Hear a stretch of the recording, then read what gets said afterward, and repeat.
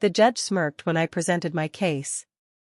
"You expect us to believe the CEO is racist based on one recording?" He chuckled. The room erupted. Reporters scrambled. My hands shook. After months of gaslighting, of HR dismissing me as too sensitive, of sleepless nights wondering if I'd ruined my life for nothing. My name is Erica Sloan, and until recently, I was just another face in the crowd, a mid-level marketing manager at a tech firm called Innovate Solutions. I'm 41 years old, and for the past decade, I'd poured my heart and soul into that company. I believed in their mission, their products, and, foolishly, their people. Innovate Solutions wasn't a terrible place to work, not on the surface. We had free snacks, foosball tables, and casual Friday every day of the week. But beneath the veneer of Silicon Valley cool, a subtle but persistent undercurrent of disrespect flowed. I consistently found myself overlooked for promotions, my ideas dismissed in meetings, only to be later adopted when suggested by my male colleagues. It wasn't just the lack of recognition. There was a feeling, a constant nagging feeling, that I wasn't truly seen, truly valued. I was often assigned the less glamorous projects, the ones that required long hours and meticulous detail, but offered little in the way of visibility or advancement. I started to feel like I was hitting a glass ceiling, not because I lacked the skills or experience, but because I wasn't part of the boys' club. I tried to brush it off, to tell myself I was being too sensitive. Maybe I just needed to work harder, be more assertive. But the feeling persisted, gnawing at my confidence and slowly eroding my passion for the job I once loved. The subtle digs, the patronizing comments, the constant feeling of being othered, it all added up. It was 1,000 tiny cuts, each one seemingly insignificant on its own, but collectively, they were bleeding me dry. Little did I know, this feeling of being undervalued was just the beginning. The real storm was brewing, and it was about to break in the most unexpected and humiliating way. The casual racism at Innovate Solutions wasn't overt, no one was using slurs or making blatantly offensive jokes. It was the constant stream of microaggressions, the subtle jabs that chipped away at my sense of belonging. It was in the offhand comments about my hair, the questions about where I really came from, the assumption that I wasn't as ambitious or driven as my white counterparts. For example, during a team lunch, Mark, a senior developer, complimented my exotic look, asking if I was part something. When I told him about my European heritage, he seemed disappointed, as if my background wasn't interesting enough. Another time, during a brainstorming session, my suggestion for a marketing campaign targeting diverse communities was met with uncomfortable silence, followed by a dismissive comment about niche markets. It wasn't just me, either.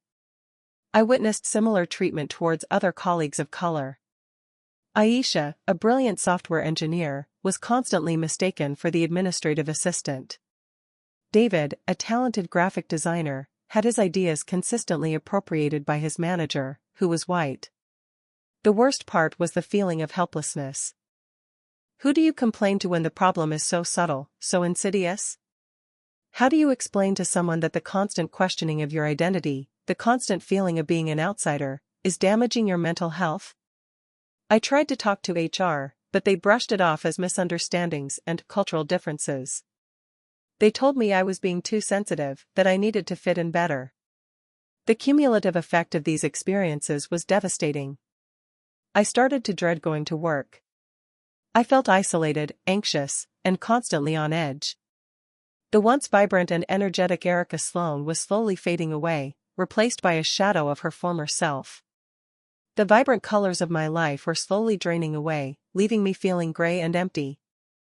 It was a hostile environment, not in the legal sense, but in the deeply personal sense that made me question my worth and my place in the world. After months of enduring the microaggressions and feeling increasingly marginalized, I finally decided to file a formal complaint with HR. It was a daunting decision. I knew it could potentially make things even worse, but I couldn't continue living in that toxic environment. I spent weeks meticulously documenting every incident, every comment, every instance where I felt discriminated against. I had dates, times, witnesses, everything laid out in a clear and concise manner. I walked into Sarah Miller's office, the head of HR, with a mix of hope and trepidation.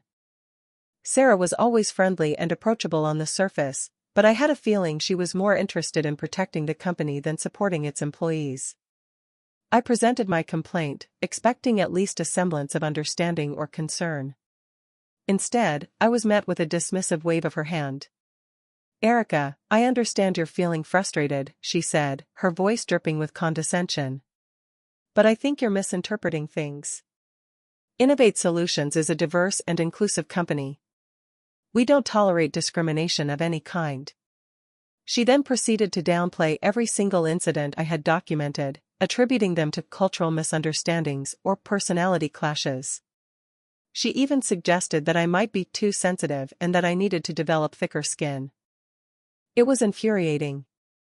I had poured my heart and soul into that complaint, hoping for some kind of validation, but instead, I was being gaslit and dismissed.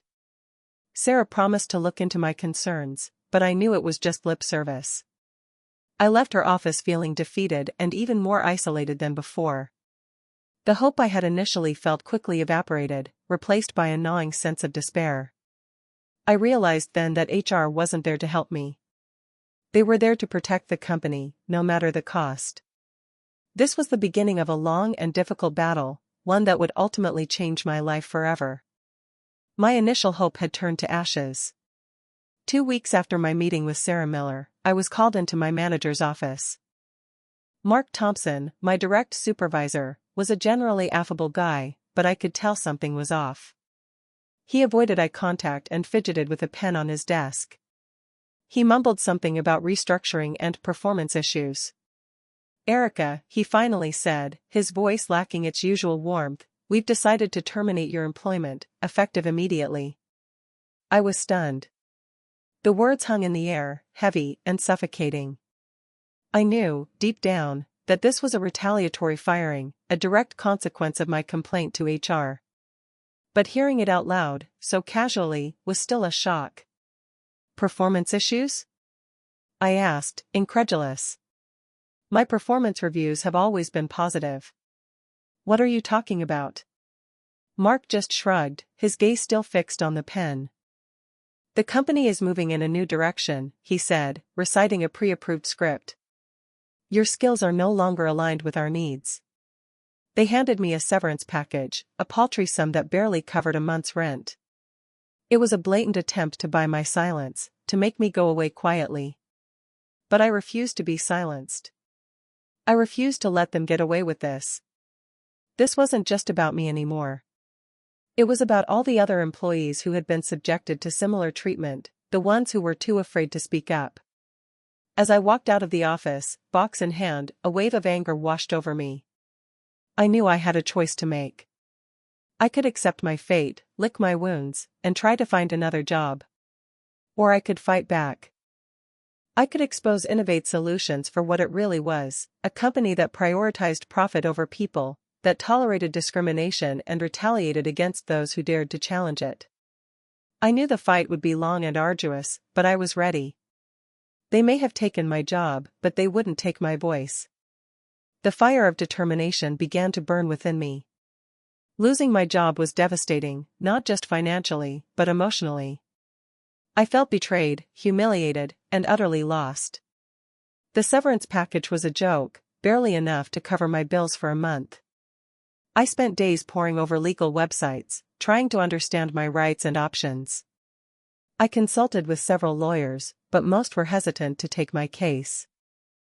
They said it would be difficult to prove discrimination, especially without concrete evidence. That's when I started considering a more drastic measure. I knew that the CEO, Mr. Harding, had a reputation for making inappropriate remarks behind closed doors. I had heard whispers about his racist and sexist views, but I had never witnessed it firsthand. But what if I could? What if I could somehow capture his true feelings on tape? The idea was risky, ethically questionable, and potentially illegal. Recording someone without their consent is a serious offense. But I felt like I had no other choice.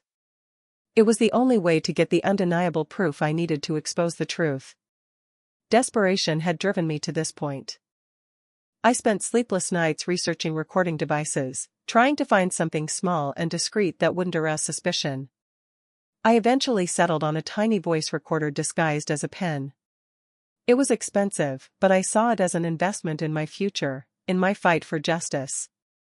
The decision to record conversations wasn't easy. It went against my moral compass. But I felt like I was David facing Goliath. I was a single individual against a powerful corporation, and I needed every weapon I could get. The risks were enormous, but the potential reward, exposing the truth and holding those responsible accountable, was worth it. It was a gamble, a desperate act born out of frustration and a burning desire for justice. I was ready to cross the line. Gaining access to Mr. Harding after being fired wasn't easy. I knew I couldn't just waltz back into the office. I had to be strategic. I leveraged my remaining contacts within the company, particularly Sarah Chen in accounting, a friend I'd confided in about the discrimination I faced. Sarah, sympathetic to my situation, agreed to help me tie up loose ends regarding my final paycheck. This gave me a legitimate reason to be back in the building. The day I returned, my heart pounded in my chest. The pen recorder was tucked securely in my purse, its presence both a source of anxiety and a symbol of hope. I felt like a spy on a mission, acutely aware of every movement, every glance. I met with Sarah briefly, exchanging a nervous smile and a coded good luck. I knew Mr. Harding often held impromptu meetings in the company cafeteria around lunchtime.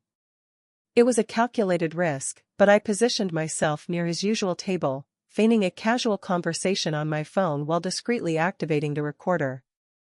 The cafeteria buzzed with the usual lunchtime chatter, but I strained to hear Mr. Harding's voice. For what felt like an eternity, he spoke about mundane business matters. My hope began to dwindle. Had I risked everything for nothing?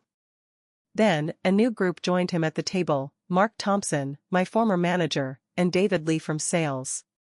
The conversation shifted, becoming more relaxed, more informal.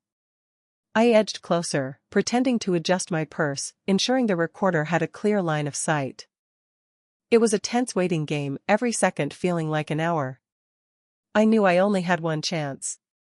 The anxiety was almost unbearable, a knot tightening in my stomach. I could feel the sweat beading on my forehead. Would he say something? Would I get caught? The stakes were incredibly high. My future hinged on this moment. The conversation took a turn when Mark Thompson started complaining about a recent marketing campaign targeting minority communities. He scoffed, saying it was a waste of resources and that those people weren't really their target demographic. Mr. Harding chuckled in agreement. My heart leaped. This was it. Honestly, Mark, Mr. Harding said, his voice low and conspiratorial, I never understood why we hired so many, affirmative action hires in the first place. It's like they don't even speak the same language. They just don't get our company culture. David Lee chimed in, adding, yeah, and they're always complaining about something. Too sensitive, if you ask me. Can't take a joke. Mr. Harding laughed again, a deep, guttural sound that sent a chill down my spine. Exactly. It's like they're playing the victim card all the time. And Erica Sloan? Don't even get me started. Good riddance that we got rid of her. She was nothing but trouble, always stirring up problems. He continued, his voice laced with contempt, between you and me, I think she was just trying to shake us down for some money. Playing the race card. It's always the same with those types. I felt a surge of anger, but I forced myself to remain calm. I had what I needed. Every word, every phrase, was crystal clear on the recording. It was undeniable proof of his racist views and his retaliatory actions against me. I slowly backed away from the table, my hands trembling. I managed to slip out of the cafeteria unnoticed, my mind racing. The pen recorder felt incredibly heavy in my purse, like it contained the weight of the world. I rushed out of the building, desperate to escape the toxic atmosphere. I had done it. I had captured the evidence. Now, the real fight could begin. The recording was my weapon, and I was ready to use it. Armed with the recording, I found a lawyer willing to take my case, Ms. Anya Sharma, a fierce advocate for employee rights. She listened intently as I recounted my experiences at Innovate Solutions, her expression growing increasingly grim. When I played the recording, her eyes widened. "This is damning," she said, pausing the audio. "This is exactly the kind of evidence we need." Mr. Harding's remarks are not only discriminatory but also demonstrate a clear pattern of retaliation. This changes everything. We filed a lawsuit against Innovate Solutions, alleging wrongful termination, discrimination, and a hostile work environment. The company's lawyers immediately tried to discredit me, claiming I was a disgruntled former employee seeking to extort money from them. They painted me as unstable and unreliable. The courtroom was intimidating. Innovate Solutions had hired a team of high-powered attorneys, while I sat beside Anya, feeling small and vulnerable. The judge, a stern-faced man named Judge Thompson, seemed skeptical of my claims from the start. During the initial hearing, he questioned the validity of my evidence and expressed doubts about my credibility. "Ms. Sloan," he said, his voice laced with skepticism, "you're asking this court to believe that the CEO of a successful tech company is a blatant racist based on a single recording? That seems unlikely." He leaned back in his chair and chuckled, a dismissive sound that echoed through the courtroom. "Frankly, Ms. Sloan, your case seems rather flimsy." I felt a wave of despair wash over me. Had I made a mistake? Had I overestimated the power of the recording? Was I about to be humiliated in front of everyone? Judge Thompson's laughter felt like a death knell, signaling the end of my fight for justice. But Anya squeezed my hand reassuringly. "Don't worry, Erica," she whispered. "We're just getting started." The judge's laughter stung, but it also fueled my resolve. I wasn't going to back down. The day arrived when Anya presented the recording as evidence. The courtroom was packed. News of my case had spread, attracting media attention and drawing a crowd of supporters. I felt a mix of nervousness and anticipation. This was it. The moment of truth. Anya stood before the judge, her voice clear and confident. "Your Honor," she said, "we have irrefutable evidence that Mr. Harding engaged in discriminatory behavior and retaliated against Ms. Sloan for reporting it. We ask that you listen to the recording we have submitted." The Innovate Solutions lawyers objected, arguing that the recording was illegally obtained and therefore inadmissible. Judge Thompson hesitated, but Anya countered, arguing that the public interest in exposing discrimination outweighed any potential privacy concerns. After a lengthy debate, the judge reluctantly agreed to allow the recording to be played. A hush fell over the courtroom as Anya pressed play. The scratchy audio filled the room, amplifying Mr. Harding's voice and his shocking remarks. You could hear Mark Thompson and David Lee's agreeing comments, making it even more damning. Every bigoted word, every discriminatory phrase, reverberated through the room. The silence was deafening. I watched Judge Thompson's face carefully. His initial skepticism slowly morphed into shock and then disbelief. His eyes widened, and his jaw dropped slightly. He shifted uncomfortably in his seat, his earlier amusement completely gone.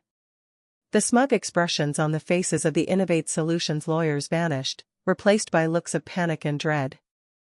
The atmosphere in the courtroom had completely transformed. The power of the recording was undeniable. It had silenced the judge and exposed the truth for everyone to hear. The immediate aftermath of the recording was palpable. Judge Thompson, visibly shaken, called for a brief recess. As he hurried off the bench, I saw him shoot a furious glance at the Innovate Solutions legal team. Anya gave my hand a reassuring squeeze, a triumphant glint in her eyes. During the recess, the Innovate Solutions lawyers approached Anya, their faces pale and desperate. They offered a settlement, a significantly larger sum than their initial offer. Anya, however, refused to negotiate. "It's too late for that," she said, her voice firm. "My client deserves justice, and we're going to get it." When the court reconvened, Judge Thompson's demeanor had completely changed. He addressed the Innovate Solutions lawyers directly, his voice stern and accusatory. "Gentlemen," he said, "I am appalled by what I heard on that recording. Mr. Harding's remarks are reprehensible and completely unacceptable. This court will not tolerate such blatant discrimination." He then turned to me, his expression softening slightly. "Miss Sloan," he said, "I apologize for my earlier skepticism. I was wrong to dismiss your claims. It is clear that you were subjected to a hostile work environment and were wrongfully terminated." Without further ado, Judge Thompson ordered Innovate Solutions to enter into settlement negotiations with my legal team. He made it clear that he would not hesitate to rule in my favor if they failed to reach a fair agreement. The company's lawyers, now humbled and defeated, had no choice but to comply. The tide had turned. The judge, who had once laughed at my case, was now my strongest advocate. The recording had not only exposed the truth but had also shifted the balance of power in the courtroom. Justice, it seemed, was finally within reach. The silence in the courtroom was now filled with the weight of accountability. News of the recording and Judge Thompson's dramatic shift in stance spread like wildfire. The local news picked up the story, followed by national media outlets. The hashtag Erica vs. Innovate trended on social media. The public was outraged by Mr. Harding's remarks and the company's discriminatory practices. The pressure on Innovate Solutions was immense. Their stock price plummeted, and major investors threatened to pull out. Customers boycotted their products, and former employees came forward with their own stories of discrimination and abuse. The company's reputation was in tatters. As the media frenzy intensified, Anya advised me to stay out of the public eye. She feared that the company might try to retaliate or further discredit me. I retreated to my apartment, feeling overwhelmed by the attention. The phone rang nonstop, and reporters camped outside my building. However, I also received an outpouring of support from strangers all over the world. People sent emails, letters, and social media messages, praising my courage and sharing their own experiences with workplace discrimination. I realized that my case had become a symbol of hope for others who had been silenced and marginalized. The recording, initially intended as a last resort, had unleashed a force far greater than I could have imagined. It had sparked a national conversation about racism, discrimination, and corporate accountability. It had empowered countless individuals to speak out against injustice. And it had brought Innovate Solutions to its knees. The laughter of the judge had been replaced by the roar of public outrage. The company's attempts to silence me had backfired spectacularly. My voice, once dismissed and ignored, was now being heard around the world. The digital age amplified the impact of my brave decision. With Innovate Solutions facing immense public pressure and a tarnished reputation, settlement negotiations began in earnest. Anya, now holding all the cards, refused to back down. She demanded a substantial financial settlement, a public apology from Mr. Harding, and a commitment from the company to implement comprehensive diversity and inclusion training programs. The company's lawyers initially balked at Anya's demands, but they knew they were in a desperate situation. The longer the case dragged on, the more damage it would inflict on their brand. They offered a series of counterproposals, each one inching closer to Anya's original demands. Meanwhile, Mr. Harding was forced to resign as CEO. The board of directors, desperate to salvage the company's reputation, issued a statement condemning his remarks and pledging to create a more inclusive workplace. However, the damage had been done. The company's stock price continued to slide, and its future remained uncertain. After weeks of intense negotiations, a settlement was finally reached. Innovate Solutions agreed to pay me $20 million in damages, issue a public apology, and implement the diversity and inclusion programs Anya had demanded. It was a victory, not just for me, but for everyone who had ever been subjected to discrimination and abuse in the workplace. The journey was arduous and took a toll, but it was worth it. The $20 million settlement was life-changing, of course. But the money was secondary. What mattered most was that I had stood up for myself, exposed the truth, and held those responsible accountable. I had transformed from a victim into a survivor, from a silenced employee into a powerful advocate. The judge may have laughed at my case initially, but in the end, justice had prevailed. The $20 million settlement was more than just compensation for the injustice I had suffered. It was validation, a recognition that my experiences mattered, that my voice deserved to be heard. It allowed me to pay off my debts, secure my financial future, and pursue my passions without the constant worry of making ends meet. But perhaps more importantly, the settlement gave me a platform. I used my newfound resources and visibility to advocate for workplace equality and fight against discrimination. I started a foundation to support other victims of workplace abuse, providing them with legal assistance, counseling, and mentorship. I became a sought-after speaker, sharing my story with audiences around the world. I spoke at conferences, universities, and corporate events, urging companies to create more inclusive and equitable workplaces. I lobbied for stronger anti-discrimination laws and policies. My experience at Innovate Solutions had transformed me. It had awakened a sense of purpose I never knew I had. I was no longer just Erica Sloan, the marketing manager who had been unfairly fired. I was Erica Sloan, the advocate for justice, the voice for the voiceless. Looking back, I realized that the judge's laughter was a turning point in my journey. It was a moment of profound humiliation, but it also fueled my determination. It made me realize that I couldn't rely on the system to protect me. I had to fight for myself, and I had to fight for others.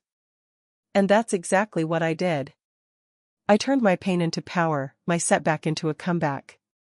I proved that even when the odds are stacked against you, even when the world seems to be laughing in your face, you can still find the strength to rise above and make a difference. The $20 million settlement was simply a symbol of that resilience. The real reward was the opportunity to create lasting change. While the settlement brought a sense of closure and opened new doors, the journey took a significant toll. The stress of the lawsuit, the media scrutiny, and the constant fear of retaliation had left me emotionally and physically exhausted. I struggled with anxiety and insomnia, haunted by memories of my experiences at Innovate Solutions. The decision to secretly record Mr. Harding also weighed heavily on my conscience. I knew it was ethically questionable, and I often wondered if I had crossed a line. While I believed it was necessary to expose the truth, I couldn't shake the feeling that I had compromised my own integrity. My relationships with some of my former colleagues were also strained.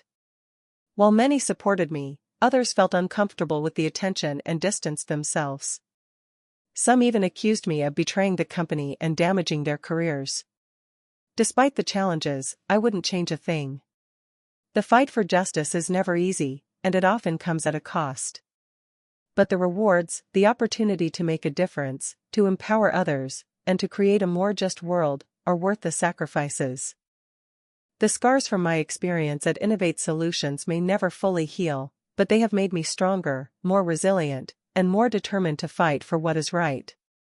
The $20 million settlement was a symbol of victory, but it was also a reminder of the pain and suffering I had endured. It was a reminder that justice is not always swift or easy, but it is always worth fighting for. And it was a reminder that even in the face of adversity, we all have the power to make a difference. My life after the settlement was a process of healing and rediscovering myself, a journey towards a future I never envisioned but now embraced fully. Today, several years after the settlement, my life looks very different. I still run the foundation, which has grown into a national organization, providing support and resources to countless individuals facing workplace discrimination. We've helped people from all walks of life, men and women, young and old, from diverse backgrounds and industries, fight for their rights and create more equitable workplaces. I also continue to travel the world, sharing my story and advocating for change. I've spoken at the United Nations, testified before Congress, and consulted with Fortune 500 companies on diversity and inclusion initiatives. I've even written a book about my experiences, hoping to inspire others to stand up for what is right, even when it seems impossible. I've found love again, too. I met someone who admires my strength and shares my passion for social justice. We're building a life together, filled with purpose, joy, and mutual respect. The scars from Innovate Solutions may never fully disappear, but they no longer define me. I've learned to embrace my past, to use my experiences as a source of strength and inspiration. I found peace and fulfillment in helping others, in making a difference in the world. The judge's laughter may have been a moment of humiliation, but it ultimately led me to a place I never could have imagined. It set me on a path of purpose, resilience, and transformation. And it taught me that even in the darkest of times, there is always hope for a brighter future. My life is a testament to the power of perseverance, the importance of speaking truth to power, and the enduring human spirit. I am more than just a survivor, I am a beacon for change. My story, while unique in its details, is not an isolated incident. Workplace discrimination remains a pervasive problem, affecting millions of people around the world. It takes many forms: racism, sexism, ageism, ableism, homophobia, but the underlying principle is the same: treating individuals unfairly based on characteristics that have nothing to do with their ability to perform their jobs. It's crucial for companies to create inclusive and equitable workplaces where everyone feels valued, respected, and empowered. This requires more than just lip service.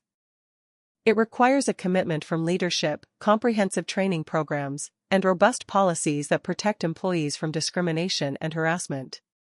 It also requires a willingness to listen to employees' concerns and take action to address them. HR departments must be more than just protectors of the company's bottom line. They must be advocates for employees, ensuring that their rights are protected and that they are treated fairly. And it requires individuals to stand up for themselves and for others. If you witness discrimination in the workplace, don't be afraid to speak out. Report it to HR, file a complaint, or seek legal counsel. You may be afraid of retaliation, but silence only allows the problem to persist. My hope is that my story will inspire others to take action, to challenge injustice, and to create a world where everyone has the opportunity to thrive, regardless of their background or identity. The fight for equality is far from over, but together, we can make a difference. Let my experience be a lesson, that even when a judge laughs at your case, even when the odds seem insurmountable, the power of truth and perseverance can prevail. Never give up on the fight for a better, more just world.